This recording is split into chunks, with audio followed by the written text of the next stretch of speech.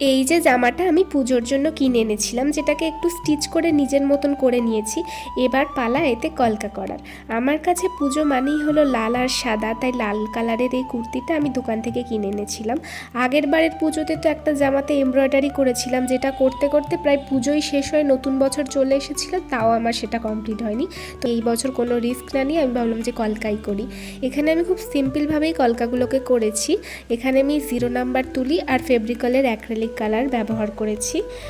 যতটা স্পিডে এখানে কাজ করছি, যদি রিয়েল লাইফেও এতটা ফাস্ট ফরওয়ার্ডেও কাজগুলো করা যেত কতই ভালো হতো, তাই না? এই কাজটা আমার টোটাল 4 দিন লেগেছে, তবে 4 দিন আমি একটানা কাজ করিনি, হাজার কাজের মাঝখানেই একটু একটু করে এই কাজগুলো করেছি। তবে এই কাজটা করতে করতে আমার একটা জিনিস মাথায় আসছিল, যারা কলকা আর্টিস্ট হয় তারা কতটা ধৈর্য নিয়ে এই কাজগুলো করে। আর তোমাদের এই পুরো কাজটা কেমন লাগলো জানিও। আমি জানি এবছর পুজোয় বৃষ্টি হওয়ার সম্ভাবনা অনেক বেশি, তাও তোমরা পুজো খুব ভালোভাবে কাটিও।